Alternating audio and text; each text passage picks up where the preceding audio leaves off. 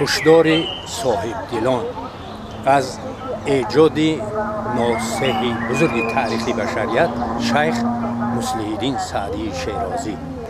شنیدم گوسفند را بزرگ رهانید از دهان و دست گرگ.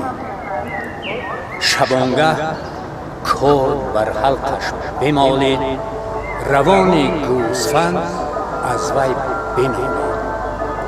که از چنگال گرگم در ربودی، بدیدم عاقبت گرگم تو بودی.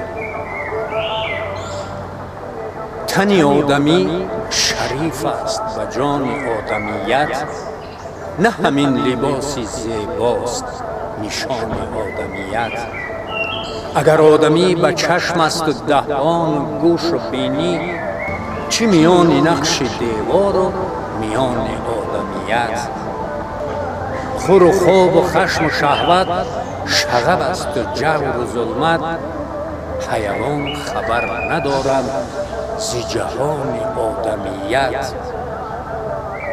طیران مرغ دیدی تو ز پایبند شهوت، بدر آی تا ببینی طیران آدمیت.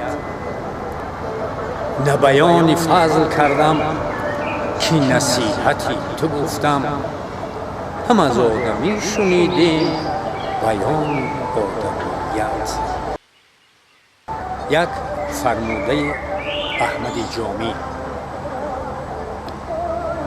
شنیدم من سخن روز ز افلاطون یونانی، سخن را پیش و پس بنگر پس از آن گو اگر دانی. سخن دور است پنهانی، سخن شیر است زندانی. چو شیر از بند واگردد، گرفتن باز نتوانی. سخن دانسته گفتم به، تحمل کن تحمل کن که یک ساعت تحمل به ز 100 ساله.